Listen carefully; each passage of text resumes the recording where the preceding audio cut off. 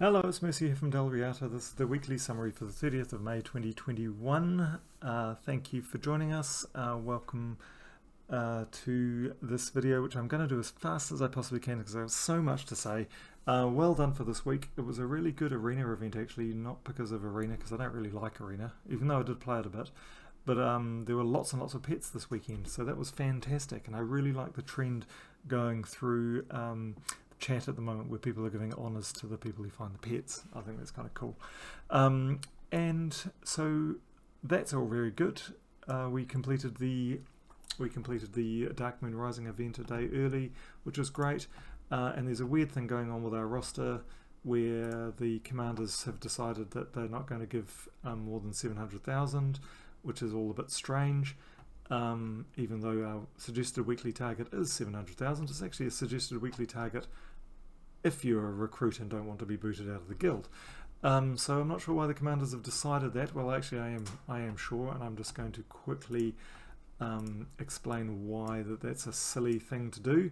One of the commanders said that they were going to focus gold on their kingdoms and their delves rather than the guild. And that's a complete false economy. One, because you're going to be booted out of the guild if you do that. But two, it's not actually gold that holds you back in getting your levels up. It is gold. It's only 140,000, which you can get that very easily by watching the free videos during a week. It's not the gold, it's this. It's the Imperial Deed. And you don't get Imperial Deeds with gold. You get Imperial Deeds by finishing green epic tasks or adventure boards, but green epic tasks and getting writs and then combining the writs to form epic deeds. And who gets the writs for you? Well, it's your guild mates by contributing to epic tasks. So, false economy. Anyway, the other reasoning was amongst the commanders, I believe, was that they had to put money into their hordes. Now, hordes are a ridiculous money pit. And now I have got a lot of my hordes up to 500. And now I'm trying to get the pure delves up to 500, which means I have to get the hordes up very, very high. For instance, this horde here is up 189.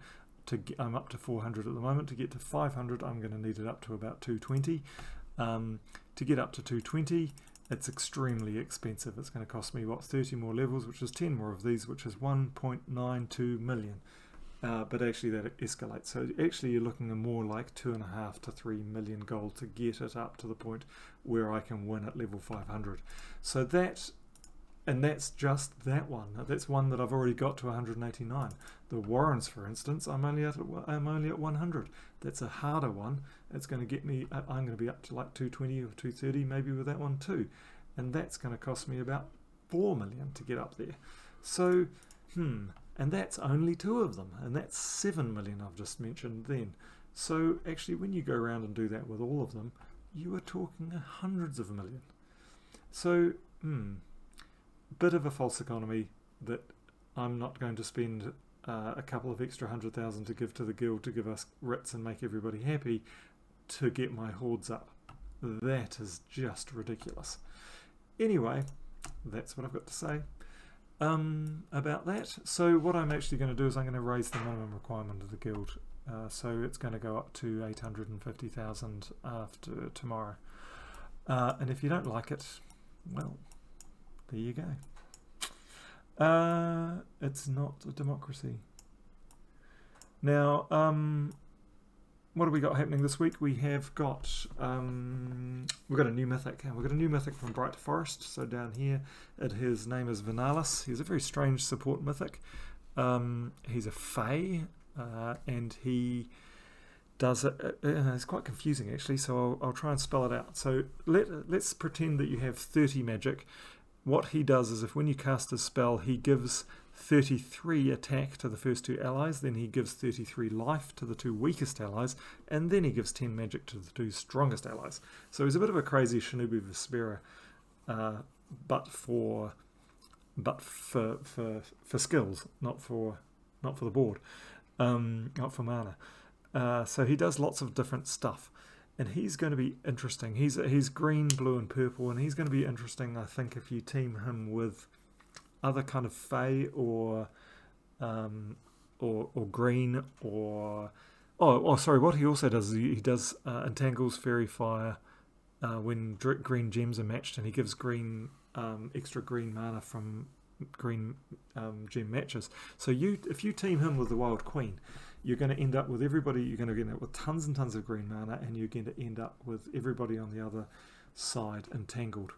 So he's going to be kind of interesting. And then if you chucked Arachnean Weaver in there, then they're all going to be webbed and entangled. And if you chucked Sycorax in there, they're all going to end up having lots of looping in mana and health.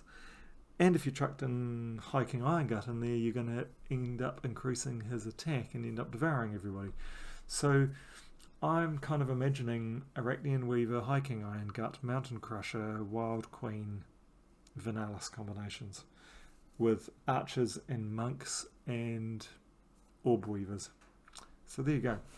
That's how I'm kind of imagining this guy. I can see plenty of action with that troop, and I'm kind of looking forward to him for that sense. So that's Friday. That's our new mythic. It is an Iskaya week this week. If we go up here, so this is the bears. On Monday we get a new glory troop, and it's a were something, probably some sort of bear, and it does a really weird thing with the lycanthropy gems. So it turns one of the, let me see, I've got to get this right, I haven't got it in front of me, I'm just trying to do it by memory, but if you have a lycanthropy gem on the board and you cast his spell, he turns another purple gem into a lycanthropy gem, and then gives lycanthropy to one of the enemy players. That's correct, I think. 50% chance to give lycanthropy to an enemy. If that enemy gets lycanthropy, then you get all your mana back. Yep, that's right, how it works. So pretty bizarre. So it's kind of weird mana looping with lycanthropy involved, with an increase, sort of each loop does a +1 increment of lycanthropy gems on the board, so long as you've got purple gems. So if you had more than one of them, I can imagine if you had more than one of them, you'd be looping them and turning the board into purple, potentially turning the board into all these purple lycanthropy gems and giving everybody lycanthropy, which is just kind of crazy. So I'm kind of interested to see what it does, if it does in fact do that. Anyway, I think this could be weird. I hate lycanthropy, by the way. I think it's a terrible random thing that's really unfun and really annoying, but you kind of sometimes can use it to your advantage, but very, very rarely. Mostly it's actually to your disadvantage. But anyway, we'll see what this new troop does. Tuesday's faction assault is down in the Weirwoods. Here are the Weirwoods, and the Weirwoods. Let me see. Oh, here we go. Here's the team. So I'm on level 310. If I was on level 1 going through a faction assault, I would be using Black Manacles, Rowan, Leprechaun with an Archer class, and then it would take me up to probably about 150, and then I'd switch to this one, or I would switch to Arboreal Crystal, Queen Beatrix, Sycorax with a Titan or a Monk, and that would take me up to 400 or 500. And that's what I would use for this one. I clearly haven't, because I'm only on 310, but I just don't have time to do that in these factions. But I always complete the faction anyway, which is always worth doing. And so that's Tuesday. Wednesday is Erskine, that's the pet. And then Thursday is Sentinel class, which is the class that's associated with Iskaya. Sentinel's a really good class, has that great third trait of 25% chance, 25% chance each round, or is it 25% chance each time you hit? I'm not sure. Anyway, there's this chance to barrier your allies, so you end up with everybody barriered, which is really good. But it's a kind of a second-rate Titan. But anyway, it's very good. Do that one. Friday we have an invasion, and that invasion is, the invasion troop is, I've forgotten, it's Stone somebody. it's one that we've already got. So we don't have a new invasion troop, but we've got an invasion on Friday. And that's it, really. Oh, there's a Guild Wars. So Guild Wars this week. Remember, for us, Guild Wars is mandatory, especially if you're one of the commanders who's not giving enough money. I would be definitely playing Guild Wars every day if I were you, otherwise you'd be looking at a demotion. Guild Wars is mandatory. Play every day. We have a very, very good track record in Guild Wars, and it's nice. It's nice to carry on moving forward. And just actually, with regard to moving forward, our guild has been not even going for 2 years yet. Our birthday is in a couple of months. We started off on rank 330,000. We are down to 313. We have been going up constantly every single week, whether we have not gone backwards at any week.